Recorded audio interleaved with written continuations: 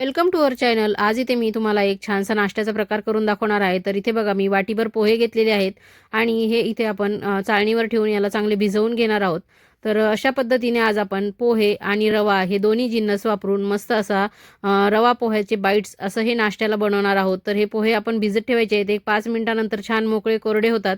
तर ते एका बाउलमध्ये काढून घ्यायचे आहे। त्यानंतर इथे बघा मी 1 वाटी रवा घेतलेला आहे, तो देखील यामध्ये टाकून घेणार आहे आणि रवा आणि पोहे एकत्र करून घ्यायचे आहेत आणि नंतर यामध्ये जवळजवळ अर्धी वाटी एवढं मी दही टाकून घेतलेलं आहे। तर दही टाकल्यानंतर यावरती आपण मीठ देखील टाकून घेणार आहोत आणि चवीपुरतं इथे मीठ टाकल्यानंतर हे सर्व जिन्नस दह्यामध्ये सर्व आधी व्यवस्थित कालवून घ्यायचे आहेत आपल्याला। तर एकदम साधा सोपा असा हा नाश्त्याचा प्रकार आहे आणि हे सर्व साहित्य आपल्या घरात इझिली अवेलेबल असतं। त्यामुळे नेहमीच रव्याचा उपमा करायचा आणि पोह्याचे कांदे पोहे करायचे त्यापेक्षा हा एक वेगळा नाश्ता तुम्ही नक्कीच तयार करून बघू शकतात। तर दह्यामध्ये जेवढं कालवलं जाईल तेवढं कालवून घ्यायचं आहे आपल्याला आणि नंतर जवळजवळ इथे मी पाव वाटीभर एवढं पाणी वापरलेलं आहे। तुम्हाला पाव वाटी ते अर्धी वाटी एवढं लागू शकतं। तुमचं पोहे आणि रवा किती पाणी ॲब्झॉर्ब करतो यावरनं पाण्याचं प्रमाण थोडंसं खालीवर होऊ शकतं। तर अशा पद्धतीने बघा आपल्याला हे फक्त त्या पाण्यामध्ये आणि दह्यामध्ये नुसतं आपल्याला भिजवून ओलं करून घ्यायचं आहे चांगल्या पद्धतीने। तर अजून इथे मी 2-3 चमचे पाणी टाकून घेतलेलं आहे। तर इथे तुम्ही कशा प्रमाणात हे मी भिजवलेलं आहे इथे तुम्हाला व्हिडिओमध्ये जरूर दिसत असेल, ते नक्कीच तुम्ही बघा।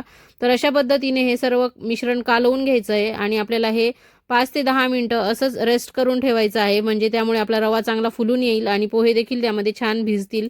तर एक 5-10 मिनिटांनी बघा इथे मी झाकण उघडून बघितलं आहे। तर अशा पद्धतीने बघा रवा छान फुललेला आहे आणि हे जे मिश्रण आहे ते घट्टसर झालेलं आहे। नंतर यामध्ये मी लाल मिरची बारीक करून टाकलेली आहे, तुम्ही हिरवी टाकली तरी चालेल। नंतर इथे मी काळी मिरी पावडर टाकलेली आहे थोडी आणि इथे जिरे टाकलेले आहेत। तुम्हाला यामध्ये अजून दुसऱ्या कोणत्या भाज्या ॲड करायच्या असतील तर तुम्ही करू शकतात। मी अगदी साधे सिंपल पद्धतीने आज तुम्हाला इथे हे करून दाखवणार आहे। तर मीठ आपण अगोदरच टाकलेलं होतं, तर मी आता यातला चमचा काढून घेतला आणि हाताने मस्त याला चांगलं मळून घेणार आहे, एकजीव करून घेणार आहे, व्यवस्थित कालवून घेणार आहे।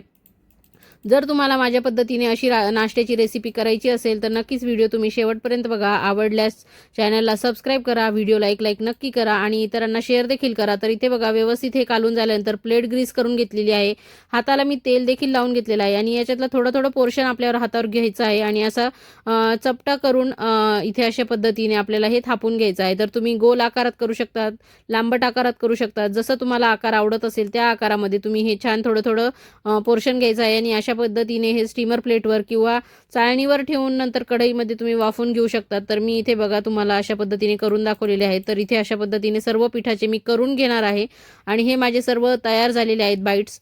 तर हे आपण इथे आता स्टीमरमध्ये वाफवायला ठेवणार आहोत। आधीच पाणी मी उकळत ठेवलं होतं, तर छान पाणी उकळलेलं आहे। तर हे इथे आपण एक 5-10 मिनिटासाठी वाफवून घेणार आहे चांगल्या पद्धतीने। तर इथे 5-10 मिनिटं छान दणदणीत वाफ येऊ द्यायची आहे आणि त्यानंतर बघा मी ते झाकण उघडून दाखवते, आपले मस्त बाईट्स वाफाळून निघालेले आहेत। तर एकदम कमी तेलामध्ये आणि कमी साहित्यामध्ये झटपट होणारा असा हा नाश्ता आहे। तर इथे बघा मी तेल टाकून घेतलेलं आहे, त्यानंतर इथे फोडणी करून घेणार आहे आणि त्यामध्ये मी तीळ टाकून घेतलेले आहे। तुम्ही इथे पोटं फोडून लाल मिरच्या, हिरव्या मिरच्या देखील टाकू शकतात। कढीपत्ता माझ्याकडे आज नव्हता म्हणून मी इथे टाकला नाही। त्यानंतर इथे मी थोडासा पावभाजी मसाला आणि लाल तिखट टाकलेला आहे। तर तुम्ही इथे मॅगी मसाला टाकू शकतात, सांबार मसाला टाकू शकतात। त्यानंतर तुम्हाला आवडेल तर गरम मसाला देखील तुम्ही इथे टाकून घेऊ शकतात। तुम्हाला ज्या फ्लेवरचं इथे करायचं आहे त्या फ्लेवरचे हे बाईट्स तुम्ही इथे करू शकतात।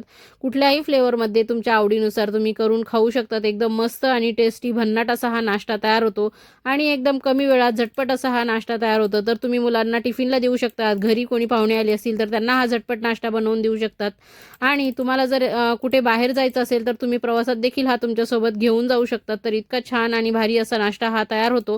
तर यामध्ये आपल्याला फक्त 1-2 मिनिटासाठी याला मसाला चांगला कोट होईपर्यंत परतायचा आहे, खूप जास्त वेळ आपल्याला इथे परतून घ्यायचं नाहीये। तर मस्त मसाला याला कोट झालेला आहे। तर इथे बघा पॅनमध्ये छान याला आपण असं टॉस करून घेऊया।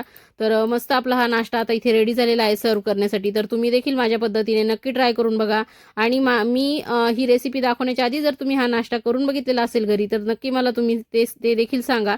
तर इथे मी प्लेटमध्ये सर्व्ह केलेला आहे, त्यासोबत मी शेजवान चटणी आणि टोमॅटो केचप घेतलेला आहे। इथे तुम्ही पुदिना चटणीसुद्धा घेऊ शकतात। तर इथे बघा अशा पद्धतीने मस्त यामध्ये डीप करायचं आहे आणि याचा आनंद घ्यायचा आहे। तर खा, प्या, आनंद घ्या आणि नवीन नवीन व्हिडिओ असेच बघत राहा। थँक्यू, धन्यवाद।